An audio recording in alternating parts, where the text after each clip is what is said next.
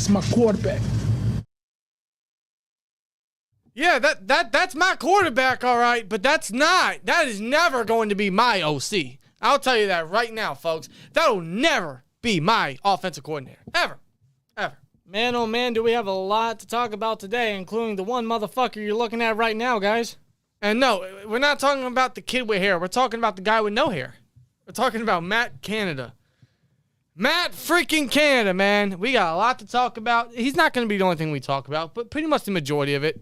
The news broke a couple days ago, and we've been kind of avoiding this topic because, I mean, it was anticipated. But that doesn't mean we have to accept it. And not just us, man. We're glad to welcome back a special guest, formerly known as Cold Steel, and Justin Ottstadt of Steelers Country. How you doing, my brother? I am great. If people in chat want to still refer to me as Cold, I am fine with that. Absolutely fine with that. Yeah. Good to have you back, man. Yeah, man. First of all, I just have to get this out the way. I hate that fucking picture. I absolutely hate it. I despise it so much. Let me get off the screen. I actually had myself muted because I was laughing when the stream actually went up and I saw the picture. So. Yeah. Yeah. Oh, man. What a week. What a week, and it's not been a good one. It has not been a good one, man. No, not for us Steelers fans, man. A lot of bad news. A lot of bad news. A lot of not really angry news, because this is something that we have anticipated for quite some time, especially toward the later part of the season. It's just more disappointment on our part right here. A lot of disappointment, and the three of us have a lot to say about this topic. It's pretty much going to be similar to what we've been saying for what seems to be now 2 years under Canada's reign of terror as OC, but even more so now because this just goes to expose the Steelers organization completely. Cole, I'm just going to say Cold for now. Yeah, just say Cold. It's fine. You have been at the forefront of blaming a specific person for a couple years now, before it even before it was even a thought. Yeah, myself and Steeler Lee in the chat, which, by the way, he donated $1.99. It says, blame Rooney. Yeah. He's the owner, and that's who you're referring to here. It always starts at the top. And for those that don't know, that is this man's son. He is the owner. He is the current president of the Pittsburgh Steelers. He is Art Rooney II, named after his grandfather, and he is nowhere close to what his grandfather or even his father was. No. Not even close. No. You just sense that Dan cared about the football and the winning aspect of the organization and of the city. And it just appears to me that Art II only cares about finances and business. Yeah. Which is one of the reasons why he changed the stadium name. But you could put the blame on Mike Tomlin on this, and you definitely could, because this is all speculation, but basing on history, basing on the obvious, he had a lot of influence in bringing in Matt Canada in the first place. And if you've seen a pattern under Mike Tomlin, his coordinators and the guys that work under him have been very close to Tomlin in recent years. Mm-hmm. Randy Fichtner and Keith Butler, they worked at Arkansas State in 1998 together, and they were the OC-DC head coach duo for a couple years. And now Matt Canada took Fichtner's job, and we all know why. We all know his history with Mike Tomlin. We don't need to say it. You guys already know. And that seems to be the reason why he is still our offensive coordinator. Not just that, but obviously his history with Kenny Pickett. But I don't think that's supposed to save someone's job. It does not. And honestly, it's done more harm than good for the Steelers, is their loyalty, especially when it comes to moronic decisions like this. Give any excuses you want about Matt Canada. I am not here to hear them, nor do I think they are proper excuses. No, because it seems that in recent years we've been saying nothing but excuses for Tomlin or Canada. You know, it's just been nothing but excuses. It's just the fact that these guys cannot succeed. No, they cannot. They haven't succeeded because they continue to do the same tendencies that they've done for several years. Recently, like you said, done more harm than good. And honestly, I feel like with this Steelers team, I keep seeing the same movie every year. It's like I'm watching a repeated season, just with different cast members. To be real with you, like Groundhog's Day. yeah, pretty much. And honestly, man, what we're trying to get at is that is going to be the exact same story for 2023. Do not expect any change. Or if there is any change, don't expect some crazy change. Just because Canada remains the OC doesn't mean there's going to be any improvement or any extra chemistry or any this and that. That's not going to exist. That's not going to happen. And if it does, I'll be the first to say I was wrong. We could look like fools come, let's say November. We could look like fools come November and say, you know what? Canada stepped up. Canada, got creative, and he got better. He opened up the playbook more. He and Pickett do have some chemistry together.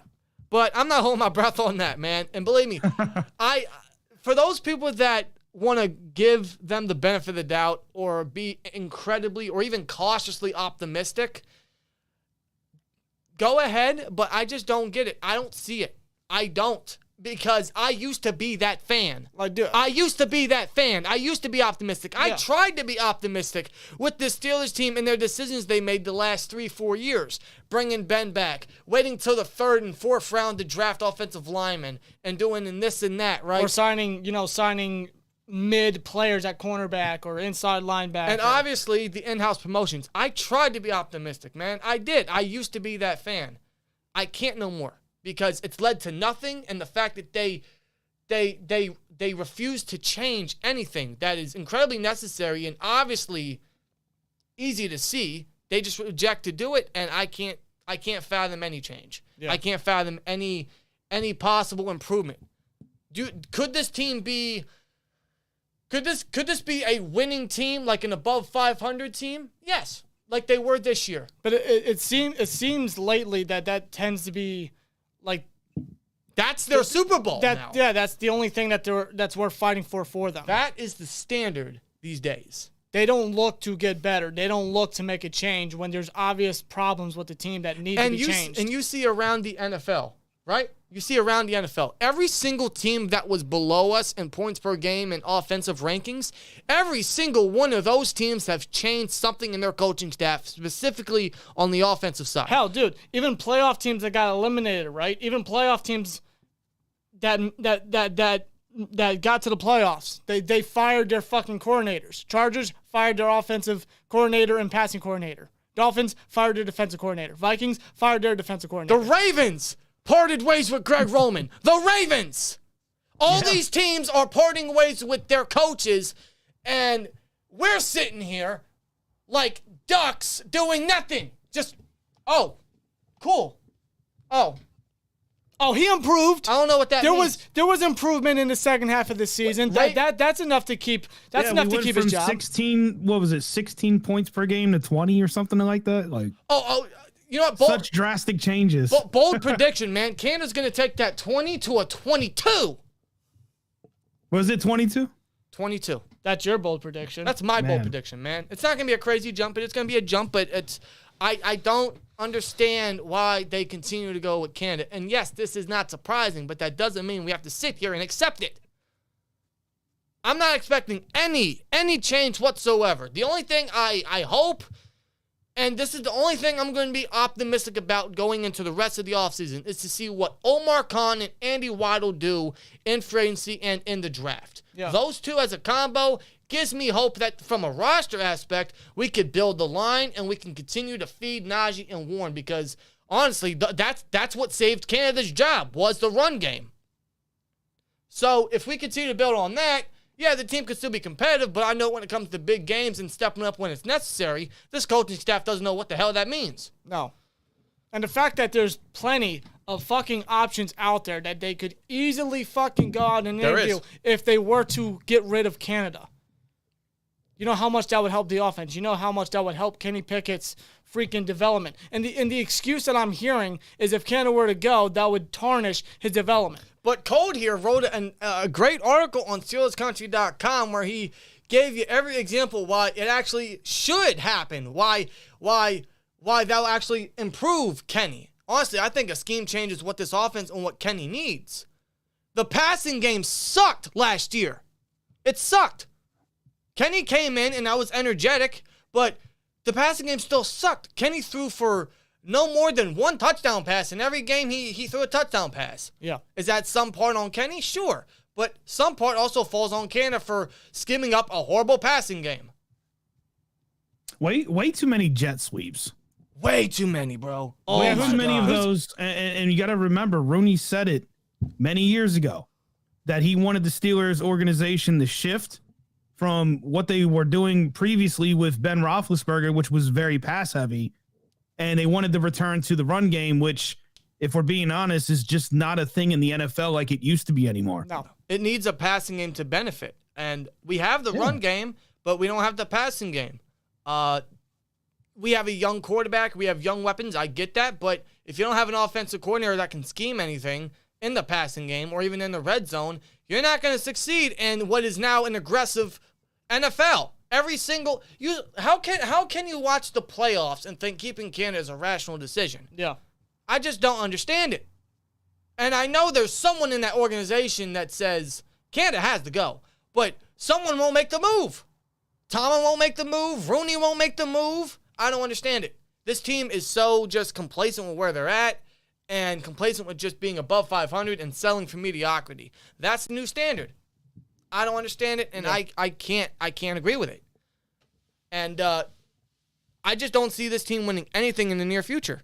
I honestly don't see this team winning anything until Tomlin goes, to be real with you. When that is, I mean, take a guess at this point. How many more totalities are we going to hear? Well, here's the thing. Art Rooney fails to see the issues, so he's not going to, he's not going to make the necessary changes. I personally feel he doesn't have the same mindset or the same qualities of an owner like his father did. No, clearly not. He's a Rooney. He always will be a Rooney. He has that name under him, but he doesn't act like one. Not what we have been used to with Dan Rooney. Yeah. I just don't get it, man. If this fails, this will fall on Tomlin, and this will fall on Art Rooney. Yep. They are putting themselves in this situation. And what do you they mean? better hope to God, especially with the schedule that we got this upcoming season, just based off the performances from our opponents next year. Mm-hmm. Canada better fucking hit a goddamn home run.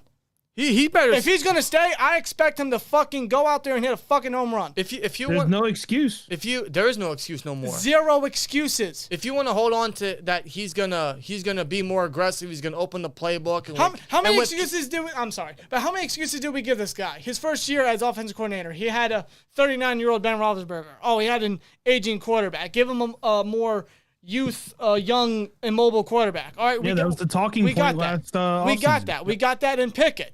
But what's the excuse? Oh, he was a rookie quarterback. Oh, what the hell is going to be an excuse next season? Oh, he had the worst line. He had this and that. While I'm seeing the Niners and the Dolphins be competitive with 7th-round quarterbacks because they can scheme up an aggressive passing game.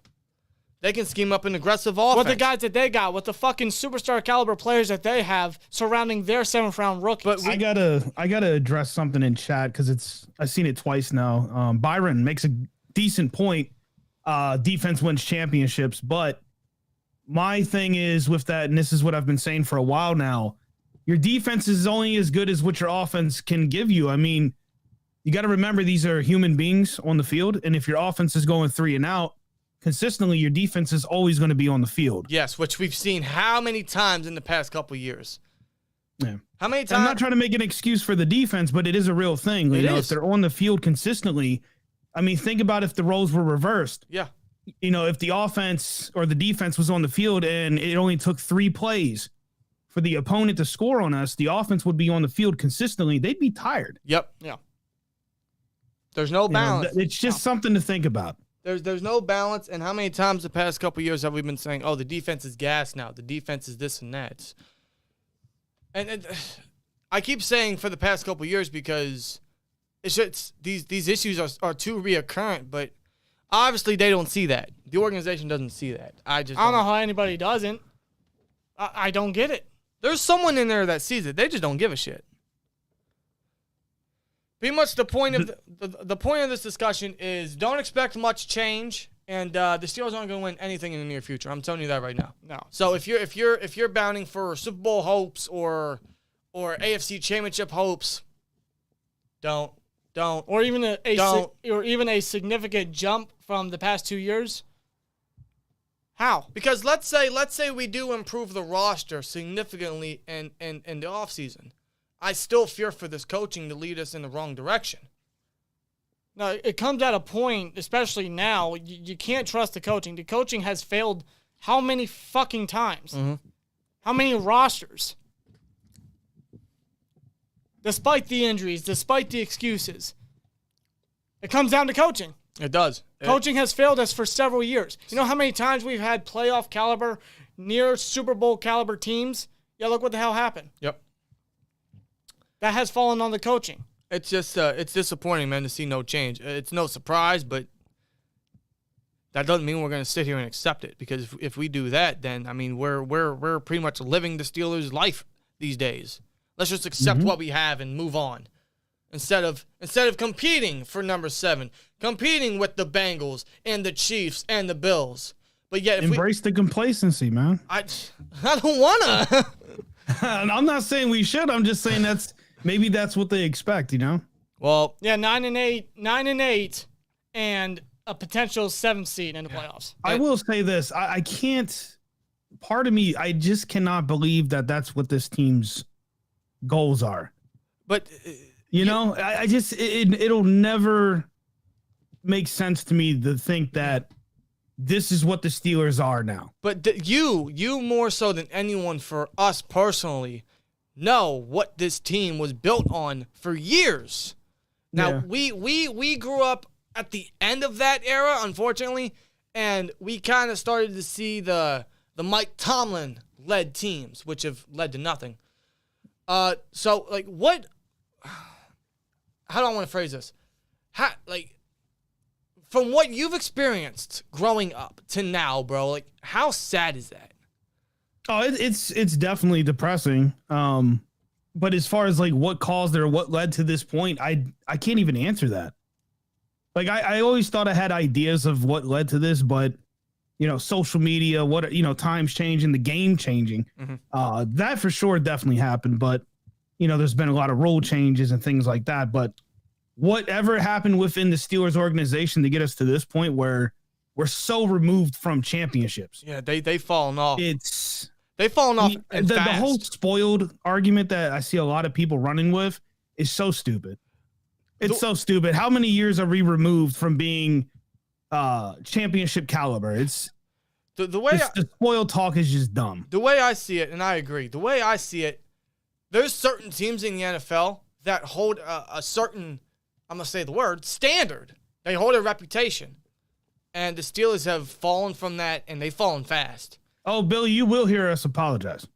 If Matt Canada and the Pittsburgh Steelers come out next year and they run the AFC North, we will be the first ones to come on here and not necessarily apologize, but we will admit we were wrong. Yes. But I'm telling you right now, don't expect it, because if you do, you're setting yourself up for disappointment. I used to be that fan. I used to be that person. I'm at a point where I'm not afraid to be wrong because they have to prove to us that they actually want to get back to what we grew up watching and what we know as the Pittsburgh Steelers. Exactly. That's up to them to do that, not us. I used to... Go ahead. All right, well, the amount of times that we've seen rinse and repeat the same decisions, the same coaching, fill-ins. Yeah, that bleeds... Well, why should we expect something different? And that bleeds into what I was going to say perfectly. I used to be that fan where I used to be optimistic about everything the Steelers did because... I remember. Trust the process. Trust the Steelers. They know what they're doing. They're the Rooneys. They've won how many championships and this and that. I don't... seeing what's happened in the past several years now, I can't go back to that because I've been led to nothing but disappointment, and I can't trust this team because they've fallen so off. And if you can't see that, then I'm sorry. And it seems that really started to be the case when, unfortunately, Dan Rooney passed away. Yeah. After the 2017 season, the team completely sank. Oh, my God. The standard, the attitude, the mentality, everything went down. And it just comes off on the football field. It's not hard to tell. No, it's not.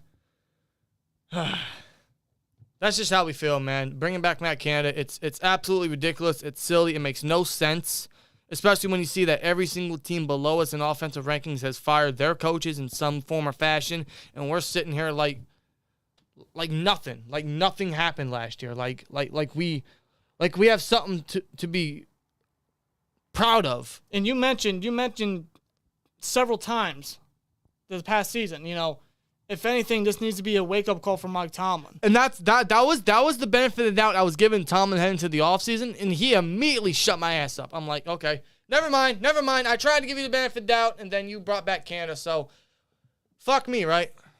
Like his style, his ways, his mentality was evident as ever this past season. Yep. And he still refuses to try anything new, try anything different, to set this team up for better success, for Kenny Pickett for better success. Yeah, and you think of all the options out there, man. Leftwich, he got fired. I know, and people are saying, who's all out there? There's a lot of people out there, actually. You just got to do the research. Byron Leftwich got fired, and I don't think it was entirely all Leftwich's fault in Tampa Bay. Don't forget, he's the guy that led them to a Super Bowl. I mean...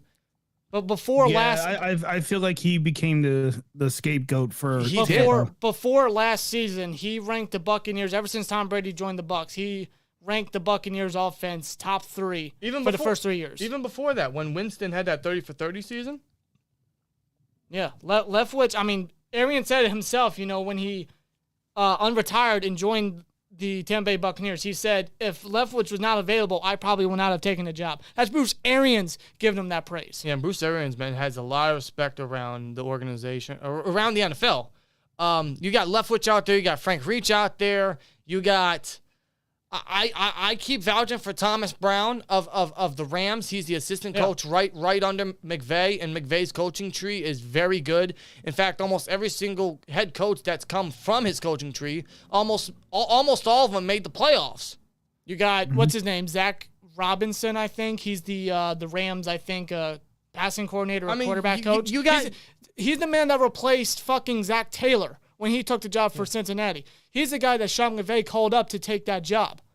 And now he's a candidate to potentially be an offensive coordinator. I mean, you got names out there, bro. Like, there's no such thing as there's nobody out there. There is a lot of people out there. It's just the Steelers are so lazy to look.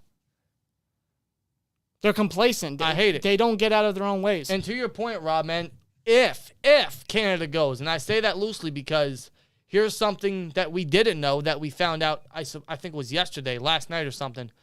According to Brooke Pryor of ESPN, Matt Canada actually signed a 1-year contract extension last year.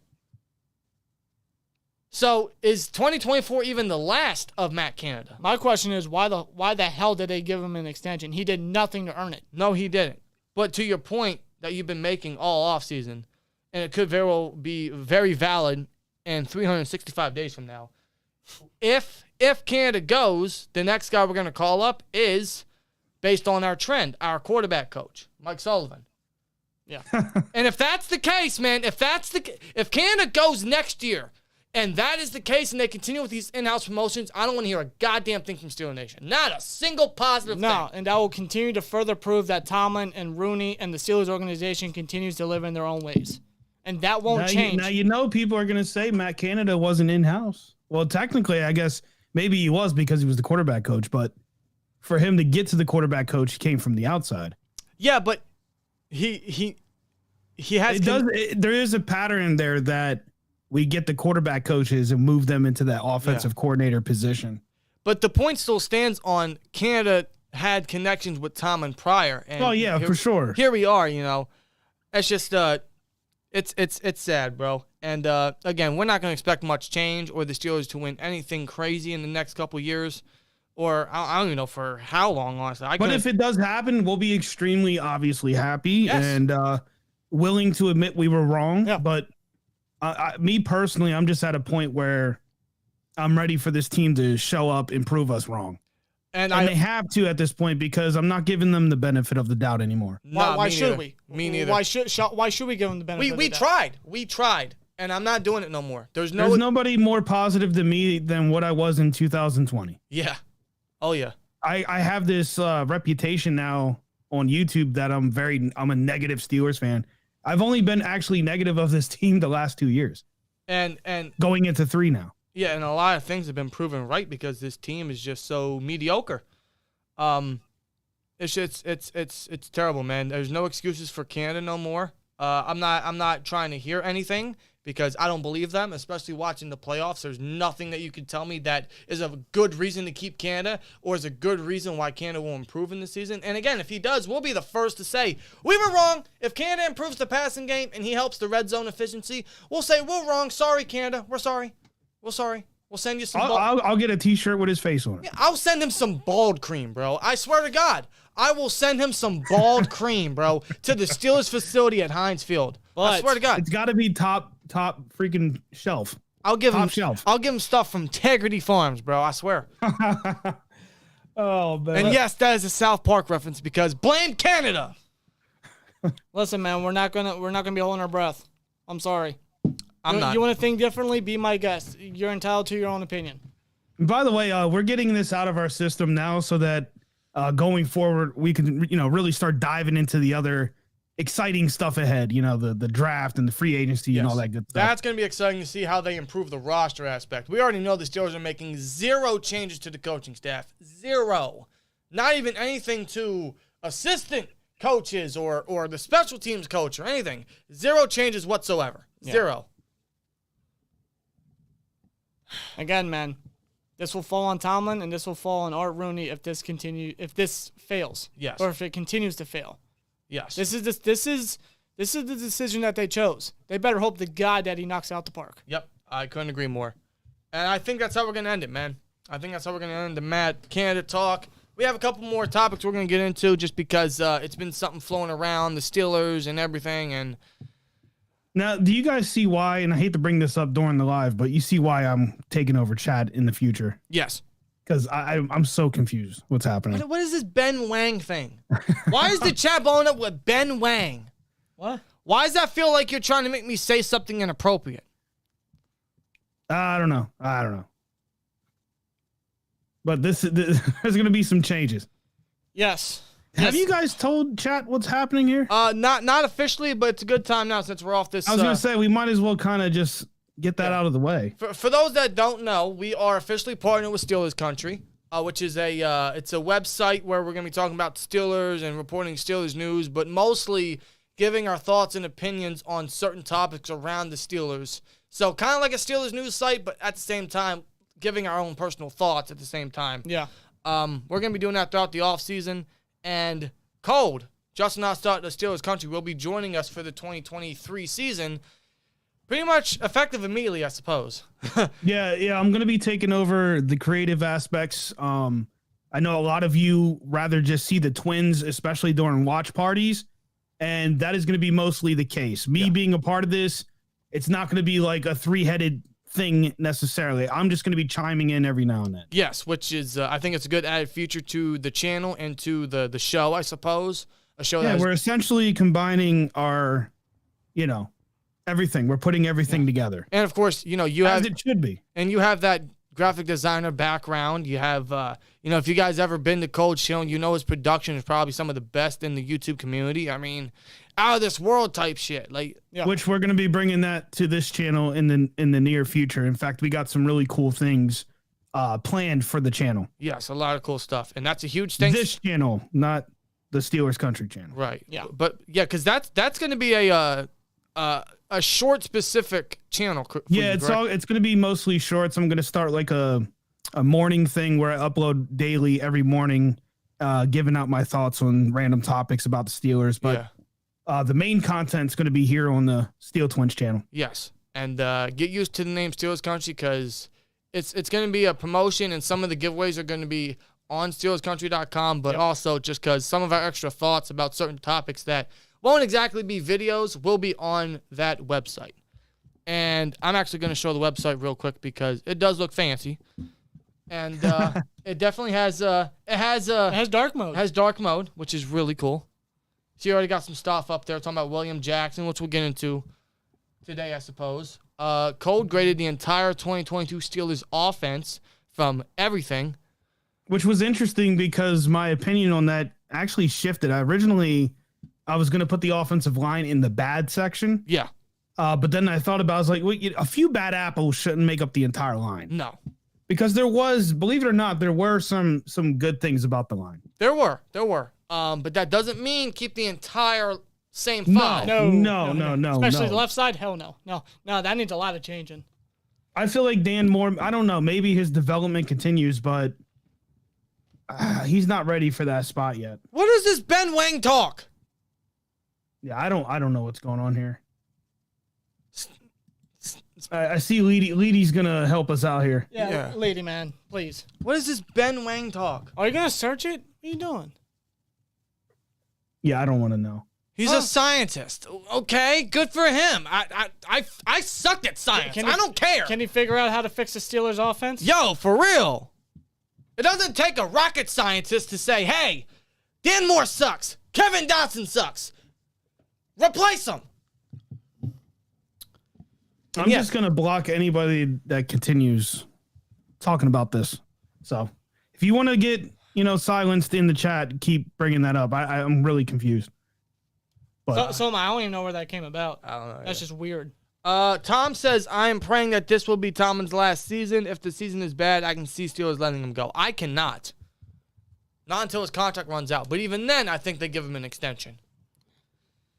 I don't know. With Art Rooney remaining in charge for the foreseeable future, I mean, I don't see. I'm sorry, I don't see much change. Yeah, I think whenever Mike Tomlin goes is whenever Tomlin wants to go, which means whenever retirement happens. Well, I feel like with Rooney, he seems comfortable with Tomlin being the head coach because he's confident that Tomlin knows what he's doing. It feels like to me, whatever Tomlin says, Dan Rooney just, agrees with it. Yeah. He just lets Tomlin run the show. He does. I mean, as Tomlin would, he's the head coach. He's the head coach. But that doesn't mean you can't question Tomlin's decision making. You can't question his coaching decisions. I agree. The non-losing seasons isn't an argument no more. It used to be, which even then kind of confused me. Yeah. I never really bought into that. Like, for me, like a lot of people say, I had people argue with me. It's a winning season. I'm like, well, what does that even mean? Yeah. Like, what is the definition of that to you? Because to me, missing the playoffs, is not winning.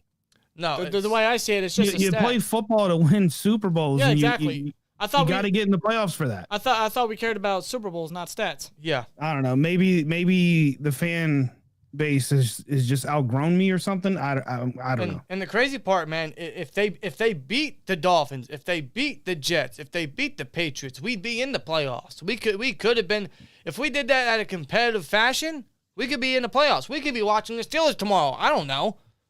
Yeah. God, man. Leftwich was a Steeler. Bring him home. Fire Canada. Snacks. I wish. I absolutely wish. Now. I'm not going to throw away the possibility of the Steelers maybe bringing in Leftwich. As what? A senior offensive assistant similar to Brian Flores, since he's a senior defensive assistant and linebackers coach. Maybe it's a possibility. I'm not going to hold my breath on it, but maybe it's a possibility if Leftwich is up for it, and if he doesn't get any coordinator options, which I don't see why he wouldn't. He were to take that position, that the Steelers were to offer it to him, he'd come back to Pittsburgh, and he'd probably play a part in the passing game.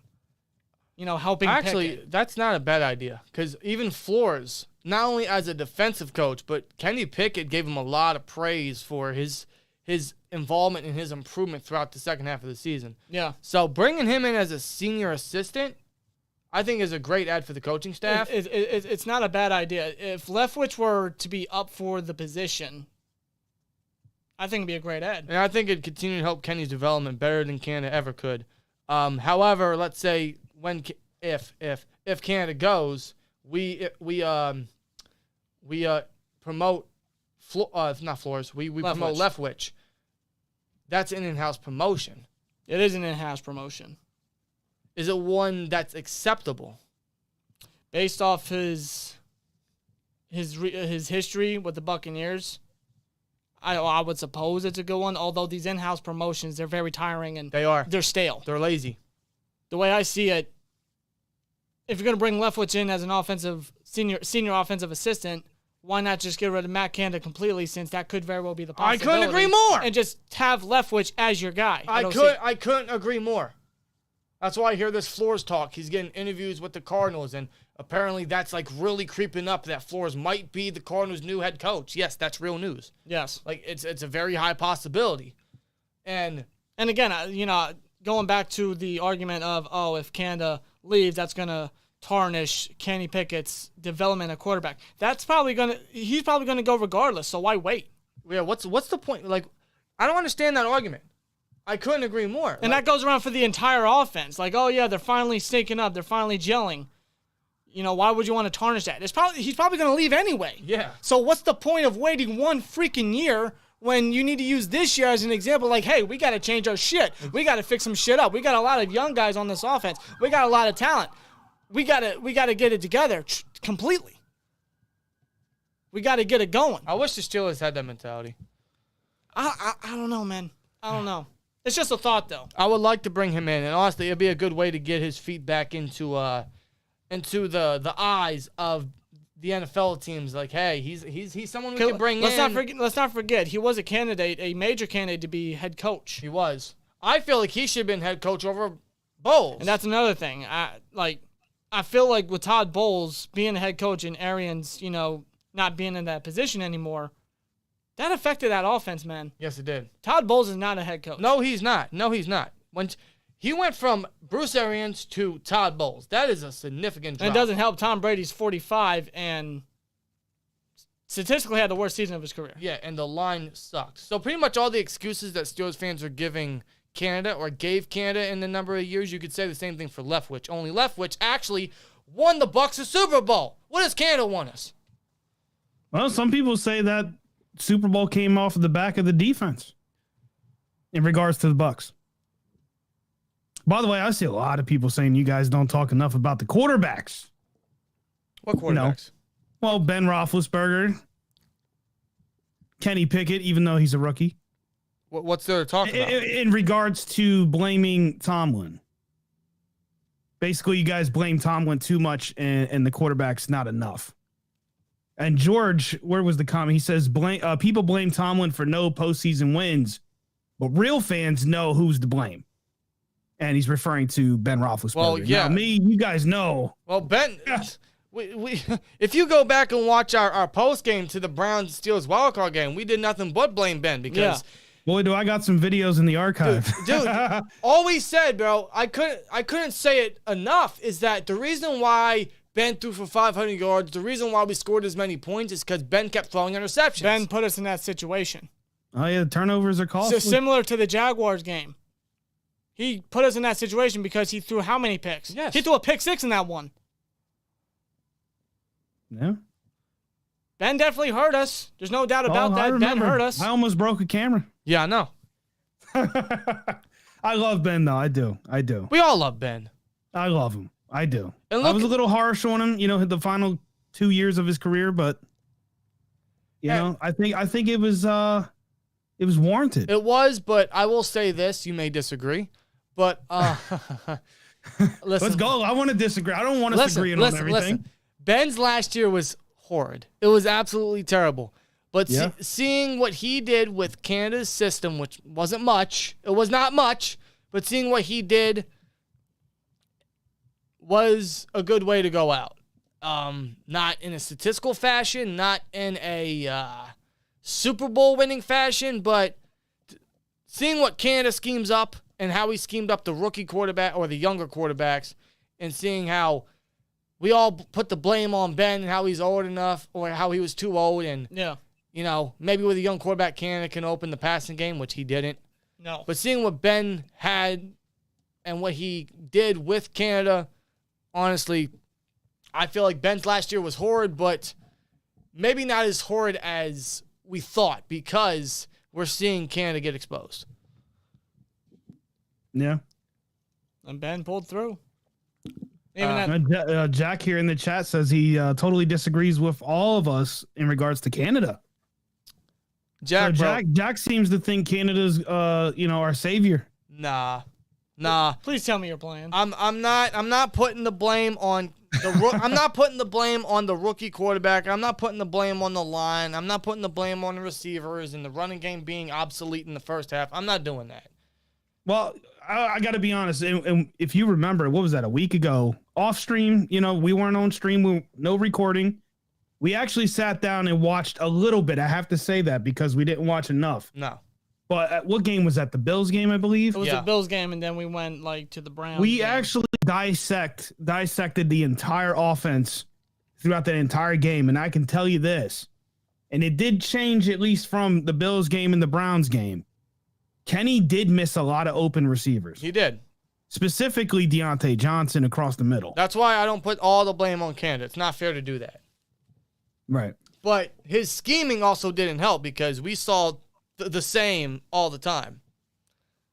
So, it's... I mean, even Jermaine Pratt said it. Now, I don't care if, the Bengals are a divisional rival. I don't even count that. He even said they drew up the same plays every time. Well, Steve Smith told you that. Kenny Pickett said it after the Eagles game. We're doing the same stuff. We just got to execute. That's literally what Pickett said. And that's a problem. And it took the entire Steelers offense, right? Even people that were with Ken in his first year as OC. It took him a year and a half to the bye week to finally understand Matt Canada's vision. Yeah. Kevin Dotson actually confirmed that. Why is it taking you a year and a half to understand what this guy's trying to do? I don't get it. Where is the preparation from these players, from this staff? Like, holy shit. I don't get it, What's bro. going on back there? No wonder why we failed. Jet sweep, enough said. This ain't D3. Yeah, jet sweep. Yeah, Steven Sims gonna, 85 yards, right? Steven Sims, jet sweep. Get ready for it, man. How many jet sweeps do you think we get weekly with Matt Canada, bro? I say 12. We just gotta get ready. Get ready. I'm not ready. We gotta prepare. The swear jar is going to be filled, bro. Let me tell you that. The swear jar is going to be filled come the bye week. And again, I said it twice. I'll say it one more time. This will fall on Tomlin, and this will fall on Rooney if this does not work. Knowing that they have many possibilities out there to change, to really succeed. And they just sit there and be like, he improved. He showed enough. Well, that's what Tomlin said. He said, I saw improvement. I don't want to put words in his mouth. I'm trying to figure out the exact quote. He said, I mean, he's not lying. Yes, there was improvement, but we also got to understand it was against lighter competition. Yes. Where exactly? So Green here in chat says they were productive on the jet sweeps. What? Once out of every 7 tries?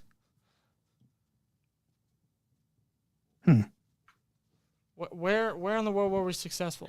I keep seeing a lot of people like to bring that up, but where's your sources? Like, where are you getting these stats? Because I mean, if you're right, I'd like to see it. That's all. Yeah. Not trying to get into like a back and forth. I mean, if you have these stats somewhere, and I haven't seen them, I really want to see that. Yeah. I mean, every now and then, sure, they'll pull off a big run. That would change a lot in regards to what we're talking about here. Yeah. All right. Again, I mean, what are we talking about? Like in regards to success, is success individual stats or putting up touchdowns? Which we didn't see a lot of. Can somebody give me, how many times were the Steelers effective offensively in the red zone? What was our red zone efficiency? It had to be very bad. That's all I know. All I saw was us leaving points off the board every fucking week. Every single fucking week. Yeah. Multiple times. Many times we could have closed it out. Instead, we kept it close. Even against lighter competition, we barely beat them. And that is a collective effort. That's not all on Canada. That is a collective effort. Yes, of course. It does fall on the players. The players aren't executing on the field. Right. But at the same time, with the coaches coming up with the plays and the strategies, how can anybody execute to a successful degree? I'm gonna continue or a consistent degree. I said it once, and I'm gonna continue to say it. I trust Kenny as a player, as a film junkie. I don't trust Matt Canada. Kenny's all about film. Canada's all about jet sweeps. We'll see what happens. We'll see what happens next year. I'm telling you this, though. 2023 was already a failure. And call me negative for making assumptions or jumping to conclusions. I've watched this team for how many years now, and it's all led to the same damn story. So excuse me for already predicting the remake of a movie. And honestly, it's led us to actually becoming what our division rivals have been calling us. Yep. I don't have to say it. You guys already know. It's in the title, man. Same old Steelers. Art said it, not the Chiefs said it. And it still runs true 40, 50 years later. You keep Johnson until his extension runs out. I keep Johnson for this year, and I explore options in 2024. If he steps up. Yeah. If he gets over 1,000 yards, and if he gets a touchdown. Yeah.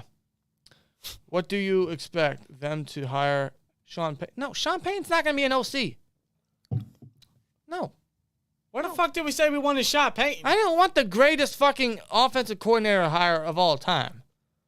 Nor did I expect it. All we have been asking was for change. I'm not asking for anybody out of this fucking world. I'm asking for change. We got none of that. I mean, ideally, you go with the best option. I mean, at this moment, Byron Leftwich is the best option. I would agree. He's literally fucking out there. There was even a rumor where the Steelers were waiting to see if Leftwich was going to get fired. That rumor was false. It was false, unfortunately. That's why it's called a rumor. That's why it's called a rumor.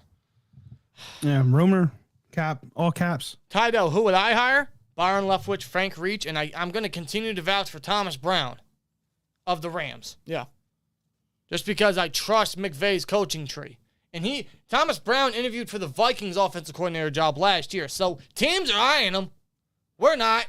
We're not going with the times. We're not trying to go aggressive. We're just trying to be, methodical. We're trying to be very, very just stale. Standard, I guess. Just stale. Nothing's going to change till Tomlin leaves finally. I agree.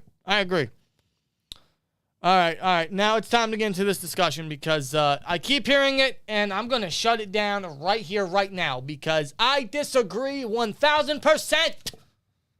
I do. Okay? Jordan Addison should not be a Pittsburgh Steeler. Go ahead. Shoot me. Go ahead. Now, before anybody misconstrues our sayings or our words, listen. Jordan Addison is a hell of an athlete. Yes, it's nothing against Addison. He was a great wide receiver in college, especially in Pittsburgh with Kenny Pickett. And I think he's going to be a hell of a receiver in the NFL. He has that upside. He has that potential. And Kenny, he's a hell of a player. And Kenny, man, there was an interview out there where Kenny said, whatever team I'm on, I'm going to pound the table for, that team to draft him so that we have that connection to go. Kenny, I love you.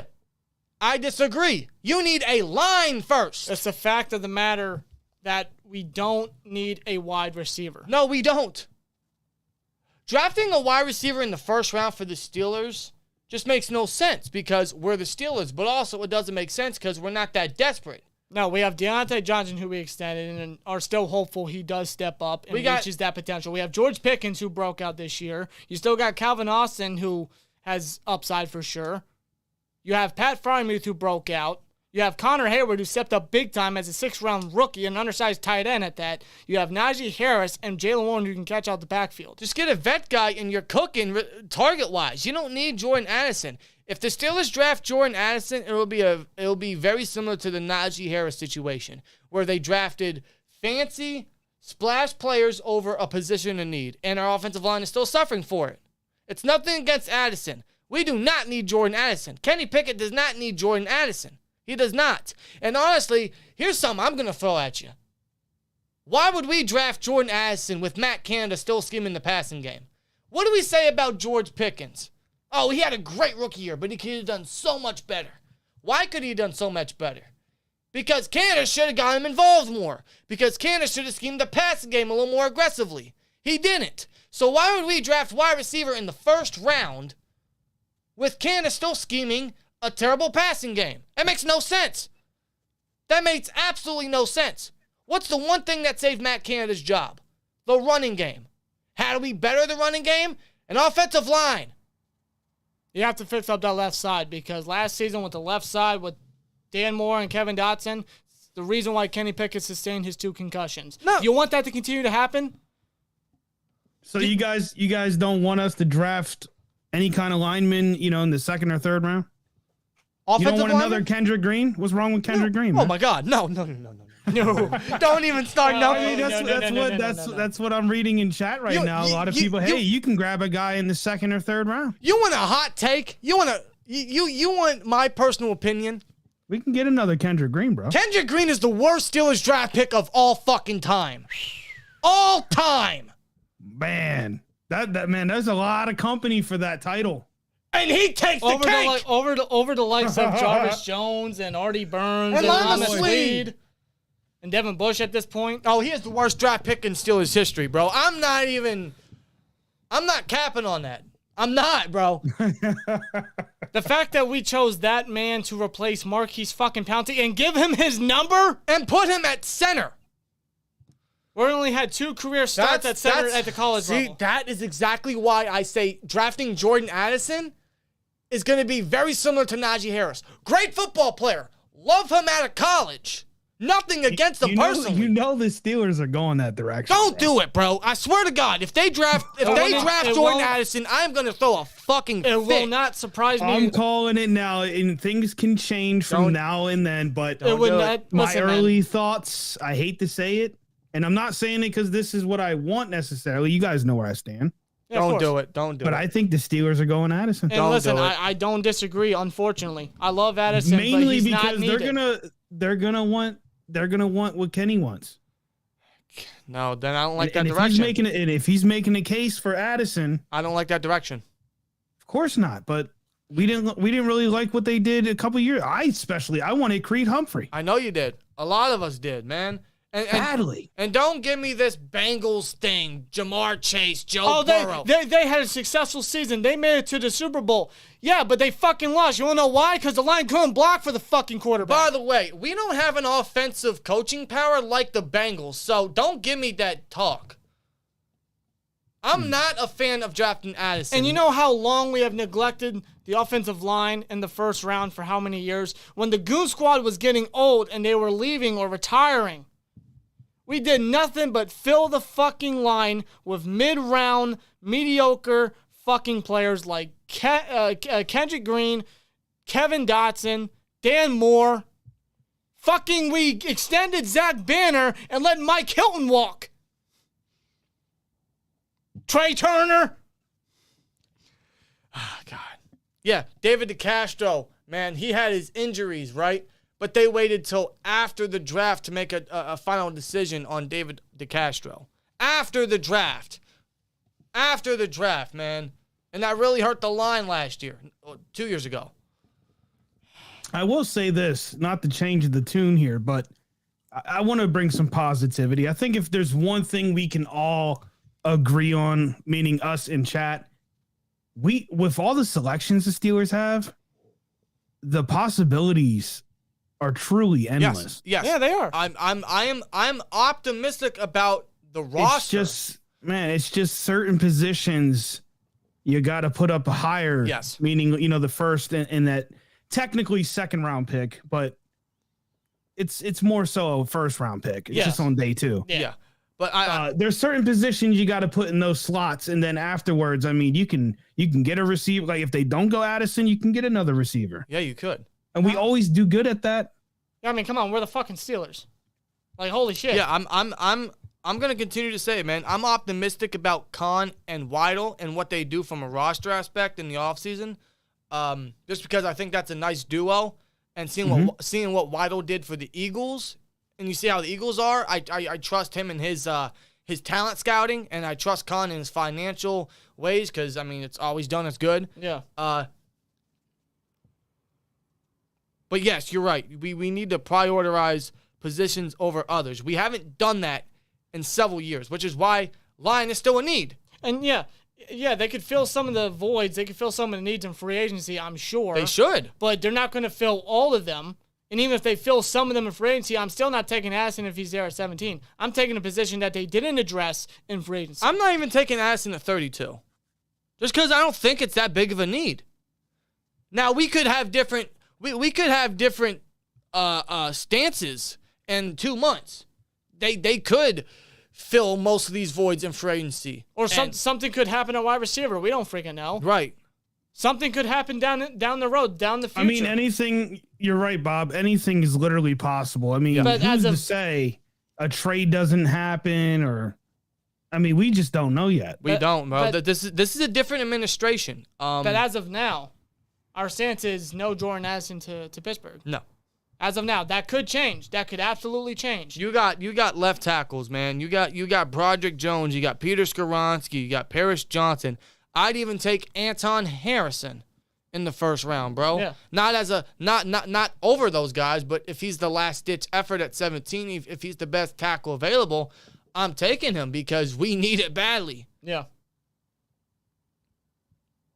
I mean, how many times have we also been preaching about finding a number one corner? Yeah. Right. And we still need linebacker. But again, my God, do we need linebacker? Some of these positions could be filled free agency, man. This is all pre-free agency talk, which is why I'm excited to see what they attack. But until then, man, I know this. Once this weekend's over, I'm off the Canada train as far as like discussions. Same, because we I'm glad you did this. Get it off our chest. I know some people are, they're saying we're negative and stuff, but got to get it out. We're a little late to the party. A little bit, but at least we got it out. And we've already had our feelings out about Canada for the last 2 years now, but especially now, seeing how they just the team continues to keep them. But again, it's not really anger; it's just disappointment on the Steelers side. Yeah, I wouldn't classify it as anger. It's just, it's frustrating. Yeah. Exactly. That's a perfect term. Thank you. We want Canada. We want the offense to succeed. We want this team obviously to succeed. We're Steelers fans, right? But yeah, absolutely. I mean, when you watch this over and over again, though, year after year, and knowing what the organization has done to build so much prestige over a course of time, and to see it just revert back to this state just doesn't make sense. How do you anticipate us to expect a different outcome? Why should we anticipate a different outcome? I don't know. It's part of the growing pains, I guess. Right? Maybe. But are the growing pains going to end? Are we gonna find something that works here? I don't know. Money Mars says, bro, trade Deontay and try to get a second round for him. Then it's not such a big deal to take Addison in the first. Deontay is not it. And I'm sorry, 0 touchdowns all year is unacceptable. I agree that Deontay's not it right now, and probably won't be because it's his fourth year. He might have already hit his ceiling for all we know. Probably. But trading Deontay, I don't think is an option this year. You do realize we suffer. Great route runner. Great route. Hey, oh my God. Oh my God, his separation, bro. The best. Oh my God, bro.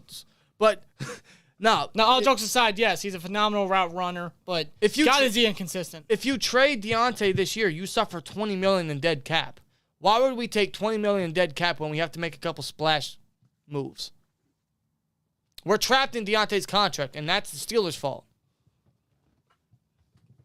They could have let him walk, man. They could have seen how he did, and after, based off this season, they could have let the man walk. Yeah. And then, you want Addison? Sure. Why the hell not? We could use a new number one, a guy opposite of Pickens. Why the hell not? At this situation, and the situation the Steelers put him in, there's no point. Yeah, I'm just not a fan of that. I'm not a fan. Not at the moment. Not at the moment. Next year, absolutely. Definitely listen to offers, but this year it's just they can't do that. I wish they could, but they can't. But the whole Jordan Addison talk, I just don't agree with it, and we gave you every reason why. Yeah. Oh, he's gonna be in black and gold, bro. No, I swear. Unless something changes from this point to then, just like I told you, Kenny, man. I'm just tired of the. I'm tired of the Steelers just putting offensive line on the back burner. It's the reason. I'm with you. I'm with you. It's the reason why O-line is still a need today. Yeah. Filling it with mid. Hey, you know what though? Let's play hypothetical. I mean, let's just say this happens. You got Pickens, Addison, Deontay for at least another year. Uh-huh. You get Austin coming back. Who knows what he's capable of? I'm just saying, bro. Yeah, and Dan Moore at left tackle. And I'll give you this one. Matt Canada drawing up a passing scheme. Hard pass. Rob, Hard pass. You just had to do that. I mean, Rob? come on, man. I swear to God, if he stays another year as left tackle, Damn. Kenny Pickett might as well He might as well be prepared. Why do you think Kenny got his 2 concussions? I imagine that, yeah, because of the left side. The left side's weak. Right side, it's stable enough. It's stable enough. You're right. Cole, Daniels, and Chucks, I can tolerate. I actually like those guys. Moore and Dotson, though. There's a reason they were 4th-round picks. I still don't know why PFF ranked Chucks as the worst or the weakest link of the line. They must not have watched Dan Moore enough. They must not have watched Dan Moore enough. In fact, I want to pull that up because I want to reference this. Maybe they have the. Now that's not really saying something, but yes, Chucks is the better offensive line. James Daniels is a close second. Honestly, I think if I'm not mistaken, I think it really came down to how many times he allowed rushes. But if I'm not mistaken, didn't Kenny run out of the pocket to the right a lot? A lot. Yeah. Maybe I'm just hallucinating. That's one thing with Kenny. He does roll out a little too much. But that's a part of his game. It is. And I don't think that's going to change either. No. I mean, I'd like to think that's a young quarterback using his mobility a little bit to trust himself. But yeah, that is just Kenny's game. I would hope he decreases it a little bit. Yeah. Maybe that comes with trust in the line, but I don't know. I will say though, watching Kenny Pickett's development is going to be probably the most intriguing next year. Yes, it is. That's all I get for next year. How much Pickett has developed. The team will probably compete for a playoff spot, but all I'm watching for next year is Kenny's second-year jump, if there is a good jump. Yeah. Or let's see. Chucks gave up 4 penalties, 3 sacks, 5 hits, and 41 pressures. But when you compare that to some of the other guys, it just doesn't add up. No. Especially Kevin Dotson with his 12 penalties on the year. 12? I thought Dan Moore had more. Dan, let's check. Hold on. Dan Moore. Hold on. I got it all right in front of me. Let me guess. 10? I do believe I'm pulling it up. It seemed like he had a penalty. Yeah, he had 10. 10. That's 10 penalties, 7 sacks, 10 hits, and 39 pressures. And we don't want left tackle in the first round? See, look at that, dude. 22 penalties on the fucking left side. And you guys want Jordan Addison. Why? Why? Woo. I don't know how many penalties. And no. Please, no to Taylor Lewan. I know everyone's saying it. No. Why would you want a 31-year-old injury-prone left tackle in his final year of his contract? It makes no sense. So has a history of PED problems. It makes no sense. By the way, James Daniels, no sacks. None. 5 penalties and 3 hits, 20 pressures. Now, James Daniels, he rough start, but boy, did he pick it up. James Daniels definitely stepped up. Steelers going cornerback first round.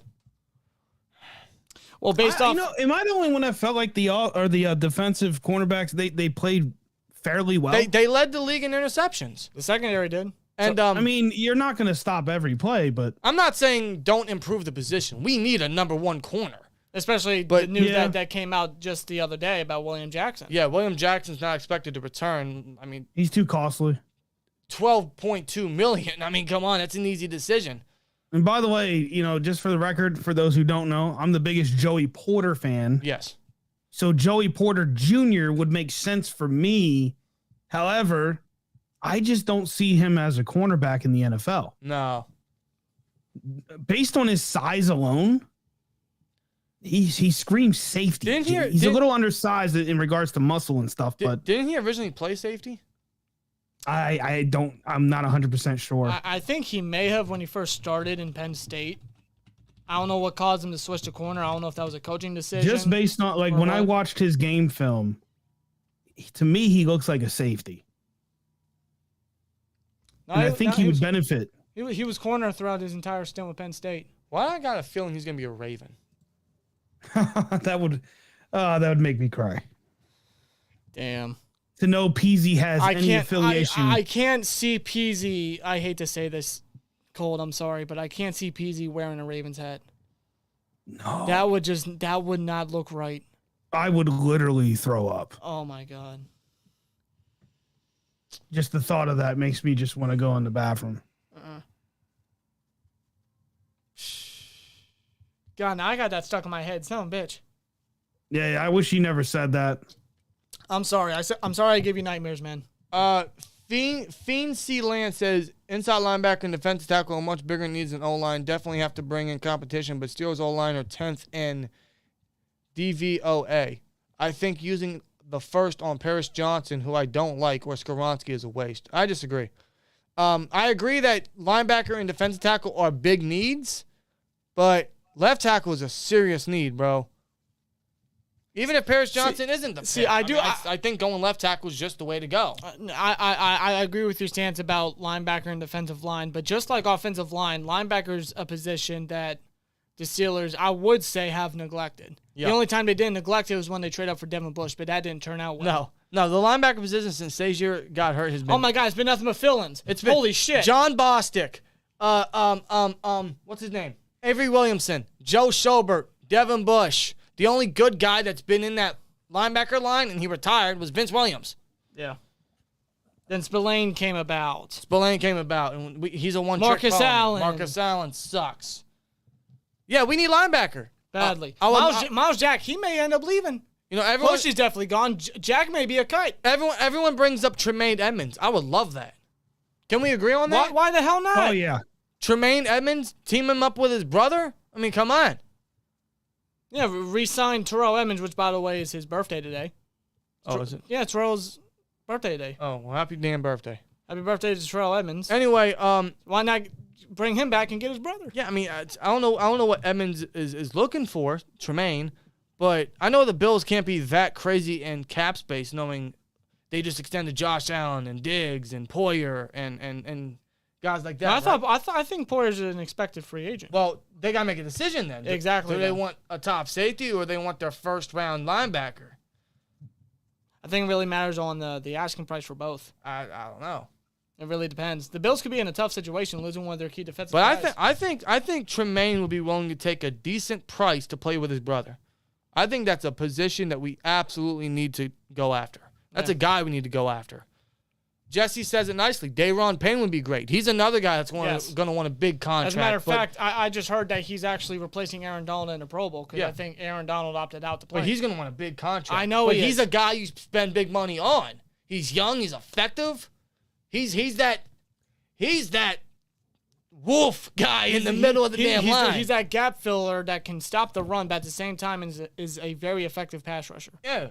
That's what you need up there. My only concern with Tremaine Edmonds is he really only has that 1 year that stands out. Yeah, I mean, the Edmonds brothers are very one and the same. The contract years.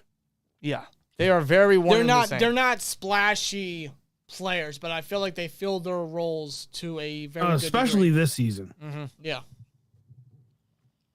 I'm not asking for anybody fancy or splashy, you know what I mean? I'm just asking for somebody to be in that position and do their job. Yeah. And that's what the Edmonds brothers do for their respective teams. We're not going to get a Pro Bowler at every position. No, this ain't the 70s. this ain't the Bill Nunn, Dan Rooney, Chuck Nolan. Like I want a James Ferrier. I want a Larry Foote in the middle of that front seven to just do their damn job. That's all I ask. They're not the best at their position, but they're damn good at it. I would love to draft Devin Witherspoon, cornerback at Illinois, man. He is very underrated. I'm starting to like him a little more. He might sneak in the first. That's what I've been hearing. Potentially late first. Yeah. Isn't he? He's got to be related to Akello. Is he his brother? I don't know. Or cousin? I don't know if he is. I don't know if that's just a coincidence just based off their last name, but I think I heard something that they're related. Yeah. I don't know if they are. I don't know. It might be a coincidence because of the last name, but I don't know. This also assumes Edmonds even leaves the Bills. I could see Tremaine convince Terrell to come to the Bills, given Poyer and Hyde are aging. Oh, yeah, that's possible. That's a very, very good point, too, Jesse. Yeah, that's a big possibility. Then safety's a hole then because we don't have no one to replace him. Unless the Steelers resign Casey and put him there. I could absolutely see Casey come. I think Casey even said he wants to come back. Bring him back. Oh, even Edmonds said that, he wants to come back. Bring him back. Give him a 2-3 year extension. Bring both safeties back, man. Casey's a hell of a rotational backup, but capable fill-in starter, ball hawk. I would sign Edmonds, Sutton, and Casey, all to 2-3 year extensions. Yeah. cut William Jackson and you can sign 2 guys with that money. You could. Hell, if you want to keep Ogunjobi, cut Gunner, cut Mitch. You get the other guy with that. I mean, come on. It's not easy. It's not hard decisions to make. What are we going to do about Alex Highsmith? Yeah, he's entering the final year of his rookie contract. Yes, he is. And there's no franchise tag we can give him because he wasn't there's no 5th-year option we can give him because he wasn't a first-round pick. So right, of course. He's coming up. He's going to get a big extension. He's coming off almost 15 sacks. Now, man, Steelers are definitely gonna, what the hell is that? That's an echo. Yeah, that was weird. Anyway, the Steelers are definitely gonna have to figure out a way when it comes to the cap. I mean, knowing Omar Khan and the way he handles the cap, I'm sure he'll make some cuts to make some room as well as reducing some contracts. Yeah. Just to create some cap money. I trust Omar Khan in that. He's done it for how many years? It's definitely helped us keep some guys, sign some guys. So yeah. I can definitely see it happening for sure. That's why I'm very optimistic about the front office administration this offseason. I'm excited to see what they can do, and honestly, I just can't wait for March to come around so we can finally start seeing what the Steelers do. Yeah. Unfortunately, we gotta wait a couple more months until all that happens because round 2 of the NFL playoffs happens tomorrow afternoon. It should be some good matchups, divisional round, especially Sunday. Yep. Sunday I'm seems to be definitely a good looking game. forward to the playoff weekend, man. Yeah. I'm gonna try to win a couple extra bucks on some of those games. Although I'm probably not gonna have no luck because I never do. Who are you betting on this weekend? I don't know, bro. I don't know. Cole, This week's hard. Cole, concerning this divisional round weekend, let's bring back a good old memory from the Chiefs and Bills last year. Overtime. You know that's going to be the championship game. You know what? I'm so convinced that's going to be the championship game. I'll tell you what, the Bengals made me a lot of money last year. They did. They did. But because the NFL already put that out there that if the Bills and the Chiefs go to the AFC championship game that they're going to play in a dome, you know that's happening. You know there's going to be some foolery with the refs. Yeah. You just know it. So I'm actually going to bet on the Bills and the Chiefs to win. Because I just see that happening. That's going to happen. Chiefs for sure. I mean, sorry, Jacksonville, but you're up against Kansas City. Yeah, in Kansas City. In playoff football. The Bills and Bengals. No, we're not bringing Bush back, guys. No. He doesn't even want to come back. I want to bring him back to be the equipment manager. Okay, I'm done. And quick plug, I did an article on that as well. Yes, he did on SteelersCountry.com. He did. The Devin Bush era is done, man. He really traded up for that sack of shit. He said himself, I'll still be in the NFL, so it's all good. Man, fuck you midget. Man. Now, of course, in my eyes, the Devin Bush era is over, but is that true for Mike Tomlin? I don't know. Oh, come on. I don't know what to think anymore. I don't know. He played a 7th-round rookie over him the last 2 games. He did. I think he played a combined 10, not even 10 snaps the final 2 weeks of the season. Bush is gone. And that is absolutely one of the worst draft picks in Colbert history. That's up there with Jones. At the moment, it seemed like the right move because linebacker was a very serious need. No, but the fact that we trade up for him, man, that might push him over Jarvis Jones. Mm-hmm. The guy did not live up to that potential out of Michigan. Oh, bro. Top 10 pick, man. Did not live up to it. Oof. And yes, he had a good rookie year, but so did Artie Burns. Holy shit. God, bro. Bush shouldn't be a thought in the back of the Steelers' mind. Let him walk, bro. Literally, let him walk. Let him walk all the way down to Jacksonville. That's where he wants to play. He'll go to Arizona. Go to Arizona. Yeah, go to the Steelers' graveyard. Go ahead. If Brian Flores goes You want to know who's a former Steelers first-round pick that went to Arizona? Jarvis Jones. He did. Yeah. He did. And after he went, he didn't make the roster, and that's the last we ever heard of him. And look, Arizona's still trying to take our people because they might get Brian Flores. And if that's the case, I can see Devin Bush joining him because, he was his linebacker coach. Do the Cardinals need him? Probably not, but we know he's out of here. We know he's gone. So, good riddance. Get out of here and just never come back. Bye, Bush. I would love to erase you from my memory. Man, we really got to figure out that. We got to figure out a lot of shit. Holy crap. You think we could convince Dree Archer to come back to return some kicks? Man, Dree Archer sucked when he's not even in the XFL. Come on. No. I haven't heard a damn thing about Dree Archer since he got cut. And who did he get cut for? Jacoby Jones. And he didn't do a goddamn thing for us. No. Nope. Who would Pickett even throw to? What do you mean? What do you mean? Yeah, what do you mean by that? What, did he say something else before? I don't know, but Pickett's got targets. Pickett's got hella targets. They're not elite. They're not crazy, but they're targets. They're capable guys that, hey, they could reach that level. Lucky for the Ravens, they got rid of Roman. I envy y'all because at least y'all fired a coach. Y'all need to fire the other coach because he sucks, but, you know. It's crazy how we had a head start, you know, just like the other teams that didn't make the playoffs, right? We got a head start. We didn't do anything. These teams that made the playoffs and lost in the playoffs had a later start, you know, later opportunity to make moves, and yeah, here they are making moves. Yep. We had a earlier start. I don't get it. I don't get it either. I don't get a lot what this team does from a coaching aspect. Long-haired Harry Bush. That's funny. Remember he had that rat tail? He should never cut it. No. He should never cut it. God, is there anything else we can talk about, man? We've been live for almost 2 hours now. Well, actually, only an hour and a half. Well, I just saw a comment in the chat. I'm trying to find. I lost it, but I think somebody asked what. William Palmer says what free agents are out there for linebacker. I have a list. We actually talked about this either yesterday or the day before. Yeah. Levante David, and I'm just naming a few that are considered some of the top. Yeah. But the problem is Levante David's 30. He's going to be 33. Yeah. David Long, he's 26 years old. From Tennessee.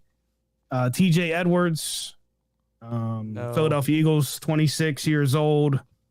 Tremaine Edmonds, of course, which we already mentioned. I think he's the youngest. Yeah. Yeah. Well, he was 20 when he entered the league. Yep. Yeah, 24. He'll be 25 by the time the season begins.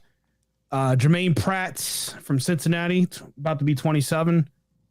I'm just naming ages so you guys know, obviously, because that does matter. Van Der Esch, which he's been kind of rumored to be going to the Bills next year potentially. Yeah. If they don't bring back Tremaine. Yeah. Van Der Esch was such a he was such a good option in the draft, but his neck injuries. They're too concerning. Yep. Way too concerning. I mean, I think they found ways, the Cowboys, that is. I think they found ways to use him this season, especially in the playoffs. Yeah. They just don't play him as often. They're so stacked at that position. Like they can relieve him a lot. They can rotate, especially with Dan Quinn as your DC. He knows what he's doing. Yeah, he's a hell of a DC. What do we do with Cam Hayward? Keep him? Yeah, he just had a great season. I don't know why that's even. Yeah, there's nothing wrong. You guys do he's realize up there in age. I get that, but what was it? He's gonna be. How many sacks did he have? 10 and a half. And he's going to be 34. Yeah. You do realize Hayward's playing until his brother's rookie contract runs out, right? At least I'm confident in saying that. His brother just came into the league. Why would he go? Why would we get rid of him? That makes no sense. Mm-hmm. That man is a Steeler for life. Yeah, Hayward ain't going nowhere. It's unfortunate as far as linebacker free agency. I mean, it's not very deep. It's not. There's only one name specifically that that's being Tremaine. Exactly. They're gonna have to pay a pretty penny, but we'll see. Right. Now, I heard he's looking for anywhere from 12 to 15 a year. Which the market for any position's too crazy now. Nowadays, I mean, yeah, pretty much, especially at his age. Give him 10 to 12. He'll play with his brother. I think that's a free deal. Yeah, if the Steelers aren't interested in getting Edmonds, it doesn't make sense to go anywhere else but the draft. I say we should restructure Miles Jack's contract and then take some of that to give it to Tremaine and hopefully lock up a deal. Oh, I'm sure the Steelers are going to be moving money around, man. Yeah, they have to. Yeah. In the next month or so, you're going to start seeing that come out. And of course, we'll have all of that on SteelersCountry.com. Yep. I'm going to be working my ass off these next few months to really keep everything up to date in that regard. Yeah. But it's going to get interesting, folks. There is, it's going to be a wild offseason for sure. It's going to be a very important one, man. I'm already not anticipating winning a lot in the near future because of the Canada news, but I do want to see this team improve. I want to see them make some splashes. I want to see this roster bulk the fuck up. Step the fuck up. Pretty much. Swear jar. Which I got to add another $5 to the swear jar. Nah, add an extra $1 in there. Why not? And, yeah, obviously, as you guys know, the swear jar, man, that's going to finally conclude whenever the Super Bowl is over, and then we'll have a grand total. And whatever that total is, we'll give it to a giveaway. What that giveaway is going to be determines on what the cost is. Yeah. And that I think we're going to run a giveaway on SteelersCountry.com to make it kind of exclusive, but also so that the followers, the subscribers specifically, get first hands at that rather than some random person. Yeah. Because we want to get back to you guys. So Of course. I see Land's going off in chat right now. He's talking about Deontay. As far as drops, he brought up stats. I'll give you the stats now. He's right in front of me. 8 drops in 2022. Deontay 8, which is 2 more drops than 2021. And of course 2020 with the 14. So to say he doesn't have drop issues is sketchy. Yeah, he clearly does. I mean, every receiver has a drop, right? But I'd be hearing, he doesn't drop the ball as much. He still drops the ball. well, he dropped more this year than he did last year, so I don't know what that says. That's not even an error on Johnson. Well, it is, but what I'm saying is it's part of his game. It is. It's not even a mental error. It's not even, he'll get better. And I believe what I'm reading here too is, and I could be wrong here, but it looks like 6 interceptions came off of him or in his area. So wow. That's an interesting stat. Very interesting. I didn't know that. Yeah, that's interesting. And he had 1 fumble. Yeah. So that is wow. Johnson, man, very hot and cold. I don't think he's the number 1 no more. But no, 882 yards, 0 touchdowns, greatest route runner on the Steelers depth chart right now. But that is not wide receiver 18 million? stats. 18 million money? Not anywhere close. The Steelers should have stuck to their guns, and they should have. See, Lane says Devontae Adams having 7. Exactly. Receivers drop balls is just one of those things. Yep. My argument never really was with the drops, though. My argument, that is. Well, the Steelers can't speak for the Twins, but the Steelers should have stuck to their guns when it comes to wide receivers and let them prove themselves before giving them the big bucks. If they did that, we wouldn't be talking about this Deontay Johnson contract ordeal or them being trapped in a stupid extension. Yeah. So right. Yeah, every receiver has issues with drop balls. I think with Deontay, it does get magnified because, well, Steelers fans are going to Steelers fan. Yeah. But I'm definitely not on the Deontay Johnson train by any stretch. No, I'm actually falling off on him. I also don't hate the guy. My issue with him, if I ever had one, was some of the social media stuff. I just felt like, and that goes for any player. It's not just him. Yeah. Yeah. Obviously you can have social media to promote the good stuff you're working on or doing, your products, whatever the case is. But like attacking fans and stuff, man, just let that shit go. Yeah. Which is why I've we always shouldn't said, even be on your radar, man. I don't know why. Which is why I always say, don't be on social media. I don't know why players don't do respond to the negative fans, man. Just go out there and ball. I don't know why Shut them up. I don't know why players put their effort into that type of shit. And the fact that guys like Kevin Dotson and Deontay Johnson and Kendrick Green, it's like. And I don't know if it plays into effect into the locker room, but he is the leader for the wide receiver group. Yeah. And for him to kind of say these cryptic stuff and say this and that on social media, I don't know if that falls back to the locker room. I'm not sure. That may just be me thinking, but I hope it doesn't. Cut Gunnar Sims is way better. That's an easy decision. That's a very easy decision. Do you think Claypool will be happy in Chicago? I don't really care. I'm glad we just got a 32nd overall pick for him. Yeah, exactly. I agree. Like, Claypool's gone. Why do I care? I wish him the best, though. I mean, I never really overly disliked Claypool, except for, some of the stuff he did on the field. Like, you know what I'm talking about. I think everyone should know what I'm referring to. Yeah, celebrating. Dan's doing it right now. Yeah, I can't see the Twins, by the way, guys. We're audio only. He's still doing it. That was my biggest gripe with Claypool and some of the music. What was it? The music during practice. Oh my God, that comment. The immaturity by Claypool was a headache. It really was. Yeah. And yeah, we definitely got to cut Gunner. I agree. Gunner's got to go. Gunner sucks. There's no point. Gunner sucks. There's no point. Gunner sucks. Yeah. Claypool is maple sugar with the Bears. Whatever that means. You know the Bears are going to draft a receiver. Well, obviously. Yeah, I actually do. I agree with Land, man. I think Claypool could still develop, but I think that window is closing. Yeah. It definitely is. I don't know if it's just me, but he's like the most clumsy receiver I've ever seen play. Yeah. For a guy of his stature. We saw that at the beginning of the year. His stature and his upside, there's no reason for him to be so clumsy. No, there's not. He doesn't know how to utilize his body to his game. No, but a guy like George Pickens does, and we've seen. Oh, it's not. Oh man, that guy, he's different.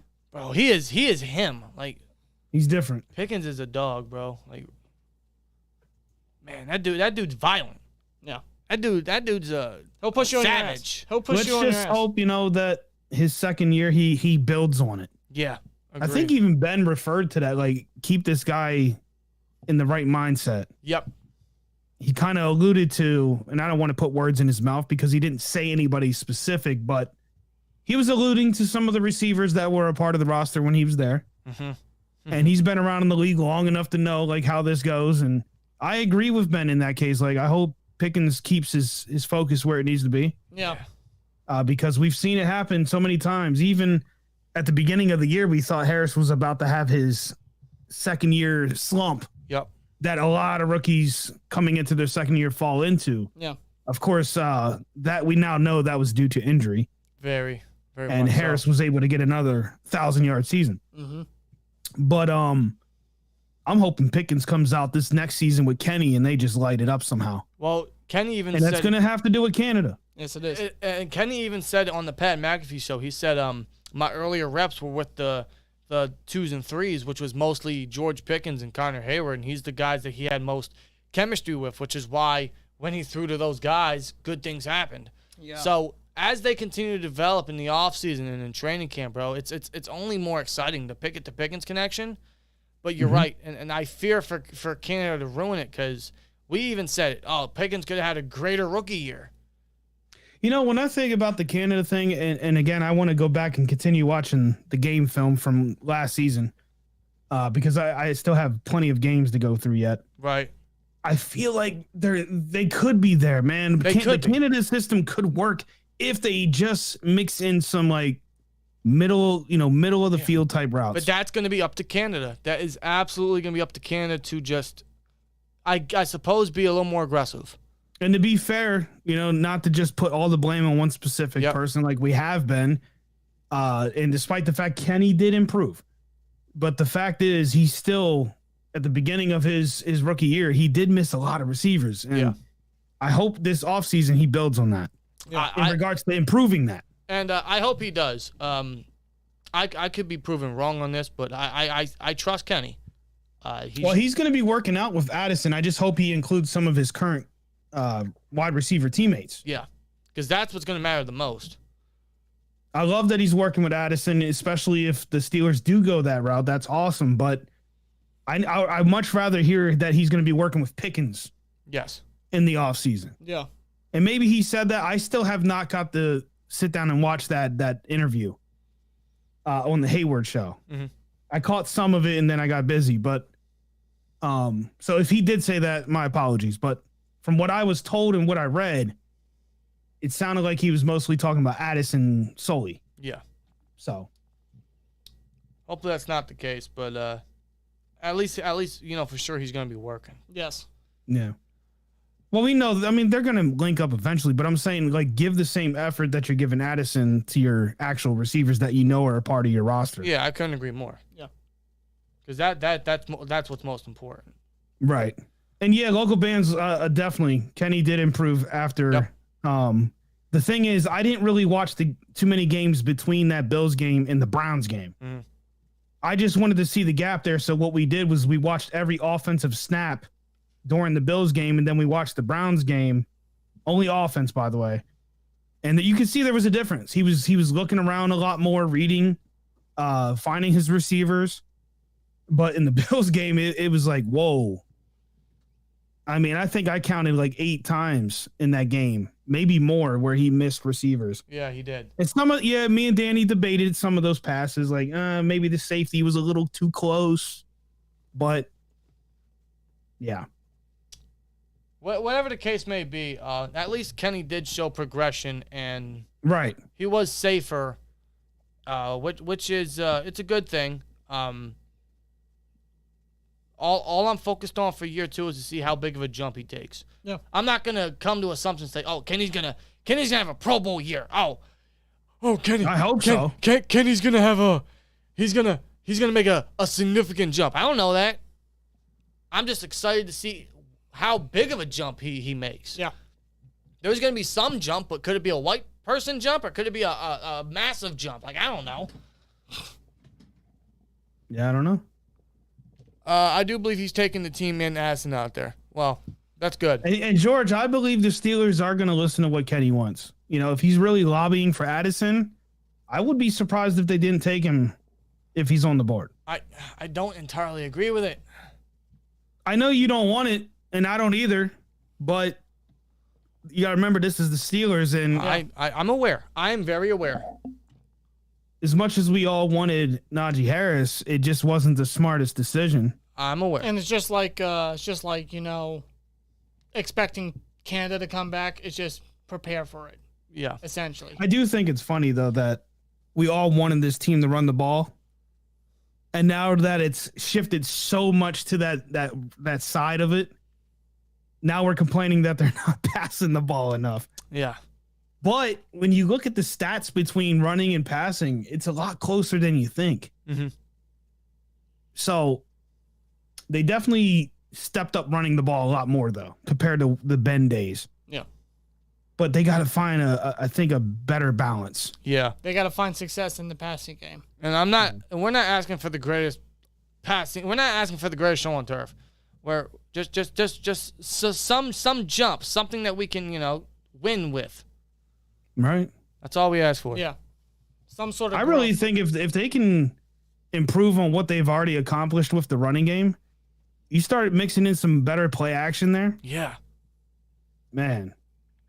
And you can't get away from shotgun formation. You still got to keep that a part of your weapon, right? Your pool there. You gotta make sure you keep that in there to keep the defense honest. But yeah, man, they run the ball successfully like they have, but again, they got to improve a little bit more on that. Yeah. Those averages got to go up as far as per carries. Agreed. And I think that's going to come with improvement of the line. Right, exactly. In fact, believe it or not, now, of course, my data is coming from PFF. Take that for whatever you want. The Steelers' offensive line ranked higher in the pass protection versus the run. So you're right. We got to upgrade this offensive line. Yeah, 100%. And that's why my focus all offseason is going to be line. If they elect to take Addison at 17, I don't entirely agree with it, only because, again, it's going to be very similar to the Najee Harris pick. Great player. No doubt he's going to have a successful career. It's just they're really not focusing on what they really need to focus on. Yeah. Well, I'll tell you what, and I highly doubt it happens, but it would be interesting to see Addison there at 17, the Steelers get him, and then maybe some of these linemen that we wanted at 17 fall. That would be best case scenario. Right.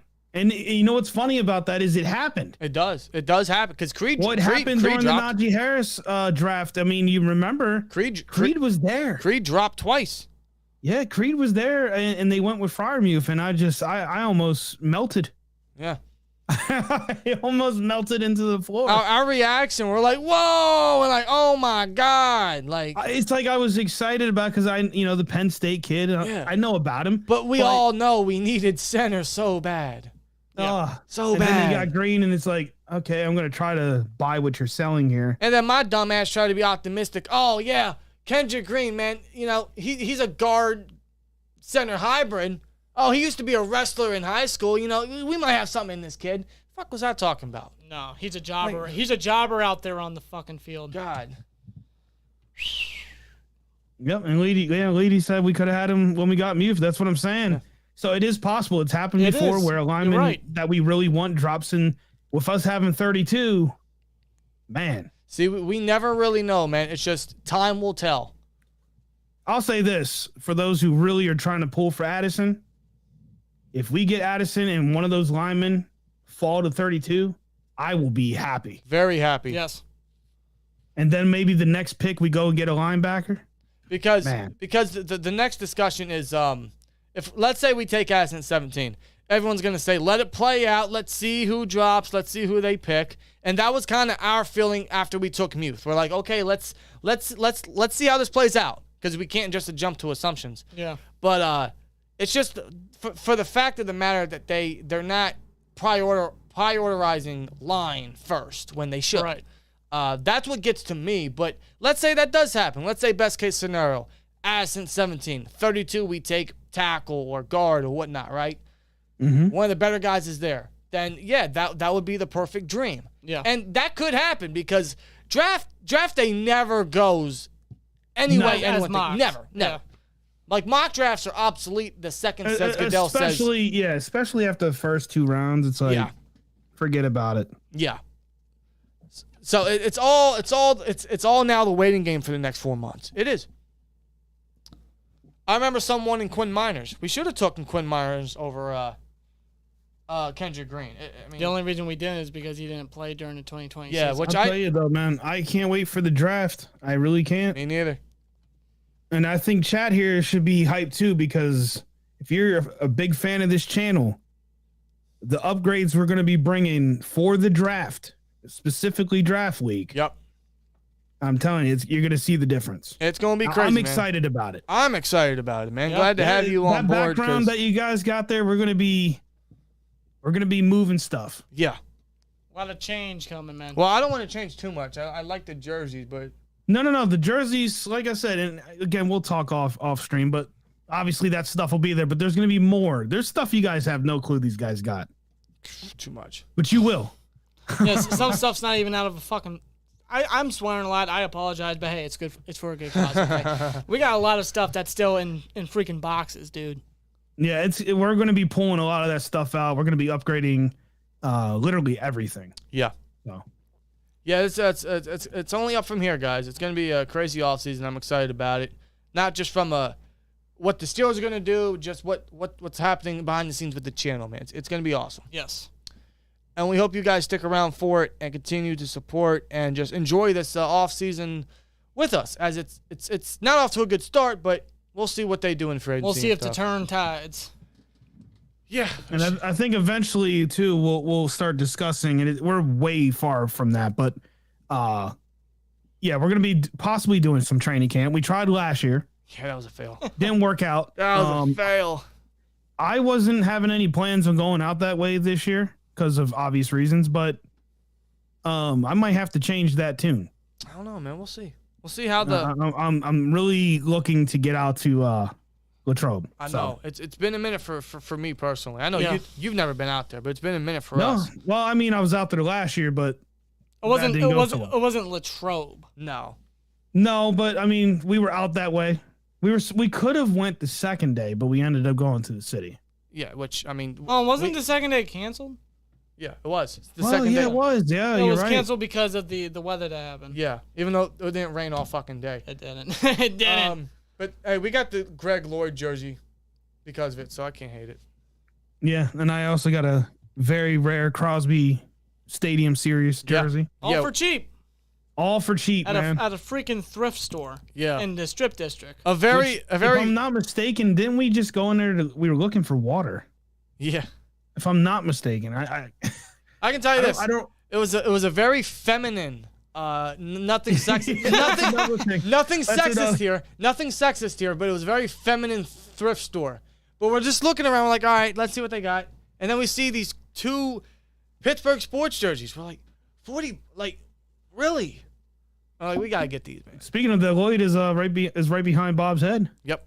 Yeah, that is without a doubt. I firmly believe that is game worn. It is game worn. It is game worn. Yeah, it's game worn. It was literally there in the thrift store for $40. It's the only one on the wall that's not officially signed, and I want to get it signed by Greg Lloyd. But it is the one that Didn't you? was game worn. Did you guys meet Lloyd?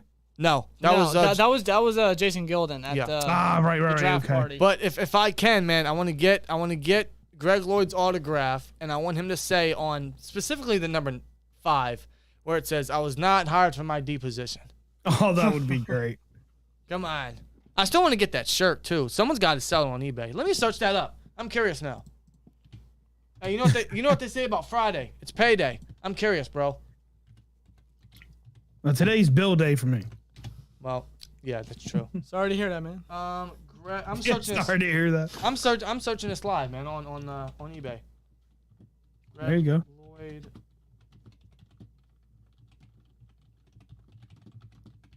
George here says trade Trubisky for a 5th round pick. If we get a 5th round pick for Trubisky, Omar Khan is the greatest general manager of all time. Yeah. And no, that shirt is not. It's just a photo. That's all. Yeah, it's just a photo. I would not be opposed to that whatsoever. That would be great. New York Jets, you need a quarterback? Oh, for real. Yeah, Krell, no doubt, man. Addison at 32 would, that's a home run. At 30, if he drops, yeah. Yeah, because I doubt it would happen, but Even then, I'm still. See. Again, I think it really all depends on what they do in free agency or how many holes they fill in free agency. Exactly. That's where I'm standing now. Our stance could change in 2-3 I'm still months. thinking about offensive line, specifically tackle in the first round, but some guys may fall, some guys may go early. I'll tell you this: if the Steelers grab a lineman, no matter who it is, if they grab somebody in free agency, we know where they're going in the draft. Yeah. That will definitely. And Danny's gonna cry. I'm not gonna cry. I'm just gonna. And that's a tendency. That's another tendency with the Steelers. They make it blatantly obvious who they want, to a degree. Well, they did that last year, and we were wrong. Well, Yeah. they did it with Najee. They obviously did it with Najee. That was the worst kept secret. Yeah. Oh my god. Oh my god. Dominic says the Pens won 4-1. They did. Oh, good. Pens won. Good. Yeah, they've been struggling. I know tonight they wore those stadium Yep. And jerseys, which are absolutely beautiful. Wasn't Jari back for this one? He was. Yeah. You know what they say? Jari saves. DeSmith has been not. I know we shouldn't be talking about the Penguins, but DeSmith, man, yikes. Yeah. Yikes. They still need a full-time goalie though. Not a full-time, but a true goalie. Yeah, they need somebody to fill in for DeSmith because Jari, I still think Jari's worth keeping. Yeah. And as he said, look, Jari made 46 saves. Wow. Damn. First game So, back. Jari saves, folks. See, if you didn't know, Jari is so hot and cold though. it's a playoff thing. It's like Deontay Johnson. I wouldn't go that far. I knew you were going there, brother. Okay. I've seen Jari do some incredible stuff this season and in the past. I know. Well, Deontay does some incredible stuff. Yeah, route running. I hope our offense will be like the 49ers or Dolphins. I wish. Oh, dude, we can only dream. Those are the Shanahan style offense. And you saw what they did with 7th round quarterbacks. Canada had a 1st round. I'm done. I'm off this topic, bro. I'm off this topic. I don't know how much more we can, express. I said that last week. I still stand by it. Everyone wants to throw their excuses. I'm like, okay, but Brock Purdy, Skylar Thompson, playoffs. Enough said. No excuses, Canada. Time to put up or shut up. Yeah. But we've been streaming for about almost 2 hours now, and unfortunately, I have to go to work early in the morning, and I don't know how long that's going to be. I hope I get off in time to watch the playoffs, but we'll see. Otherwise, I think we're going to call it a night, man. It was a hell of a night for some crazy discussion. A little late, but, most of it was just avoiding the inevitable. But glad we got that off our chest. It's probably going to come up again in the 2023 season. Yeah. We hope we're wrong. Yeah, And, deep down. And if we are wrong, we will be the first to say we are absolutely sorry. We did it for Edmonds. We did it for many other guys. We hope Canada proves us wrong, but I am not holding my breath. No. And that's the last we got to say on that. Cole, is there anything you want to say before you get on out of here? Yeah, check us out on SteelersCountry.com. You can also follow us on Twitter at 412SC. Wish I could have got a better name for Twitter, but that's all that was available. So, yeah, there it is there on the screen, SteelersCountry.com. Make sure you guys bookmark that, whether you're on your cell phone or your desktop, laptop, whatever.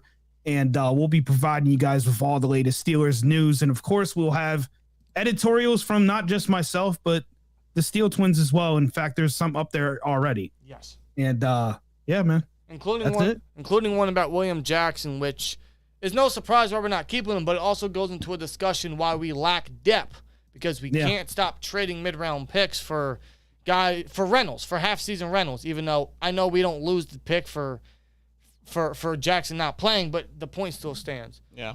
Anyway, we're going to call it a night. We're glad you guys joined us on Friday night. This was a late, somewhat impromptu live stream, but yeah, glad we got that off our chest, and we're going to have content out throughout next week, and mock drafts are coming. They are. I'm still a little hesitant on doing too many mocks pre-free agency because all that becomes obsolete after Khan and company make moves, but we'll definitely have one or two out before free agency hits just to get it out there because got to get some topics out there, and content will keep coming, man. A lot of good stuff is coming to the channel in the near future, especially for the offseason and draft season. Glad Cold's joining us again, man, and glad to be part of Steelers Country, man. Yeah. I'm glad to be a part of the channel. Yeah, glad to have you on, man. Otherwise, we're going to call it a night. You guys enjoy your weekend. Enjoy your NFL football. Enjoy the playoffs. Enjoy watching it from the couch. And otherwise, have a great weekend. Stay safe out there. Enjoy the football.